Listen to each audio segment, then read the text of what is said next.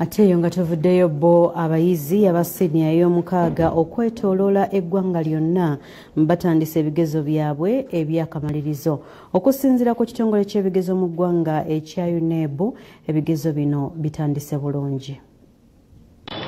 Abayizi ba siniya y'omukaaga 9,789 batandise ebigezo byabwe okwetooloola eggwanga nga babitwalidde emife 2,255.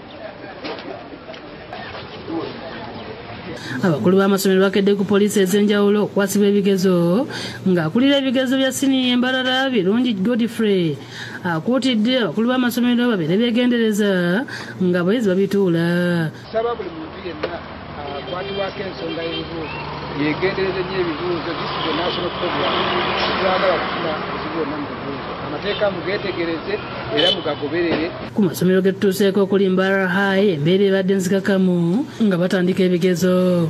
Saka Kafeero nga yakulira essomero lya Swahad High School ategeeza nga beetegese obulungi era nga tubagezaako nga amasomero okutegeka abaana okubeera nga basobola okukola ebibuuzo bino n'olwokubadde nga baatabanyiza ekirwadde kya COVID-19. That we prepare our students very well. We have equipment that are enough. We have picked the exams and now we are looking forward to them doing a successful exam. Yoyiga nga agamu ku masomero ge tulambuddeko omuli erya gavumenti eryayiga nga high school. Ku ssaawa 3 tusanze nga bakuuma ebigezo bakebera abayizi abadde bagenda okutuula essomero erisooka erya chemistry ery'okwegezaamu kiyite practicals. Ate abakola essomo ly'ebyenfuna kiyite economics bo babadde batandise okukola ekigezo kyabwe. Tulina bakandesi 248 ku bano kuliko abawala 8 n'abalenzi 168. Newakubadde omuliro gwakwata ekisulo ky'abayizi emirundi 2 Mwesigwa agambye nti abantu bakosebwa nga tebalina nsonga yakwekwasa. Tebakosebwa muliro aba senior 6 kubanga omuliro ogwo ekisulo gwakwata ekisulo ky'abaana ba senior 3. We are confident, we believe in ourselves that what teachers have done to us is enough for us to make it. Because I believe for the 2 years what I've been doing in class, I can able to learn it. Ate ku ssomero lya Bukoyo S.6 nalyo erya gavumenti tusanze abayizi abamu bayingidde batandise okukola ebigezo.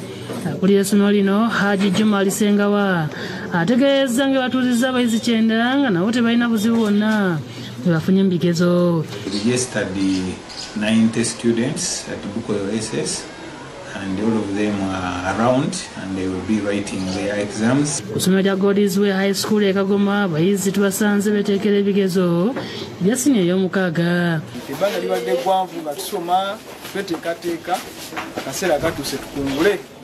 Ready to sit my exams. Tukkiriza nti tubateeseteese bulungi kubanga okusoma kubaddewo basomye. Kati omwogezi w'ekitongole ky'ebigezo mu ggwanga Jennifer Kalule agambye nti ebigezo bitandise bulungi n'asaba abayizi okukolesa empisa nga babikola. Tetufunyewo obuzibu bwonna mu ggwanga lyonna ebigezo bitandise bulungi ababiwandiise batandise bulungi enkya y'olwaleero.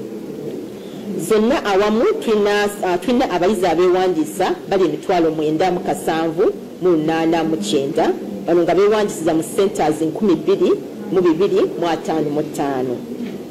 Ku bayizi bano 58 ku 100 balenzi ate nga 42 ku buli 100 bo bawala. Agumizza abayizi 23 ab'essomero lya St. Christine Primary School e Kakumiro abatatula kigezo eky'okubala nti bagenda kuweebwa ekirala ate mu bwangu.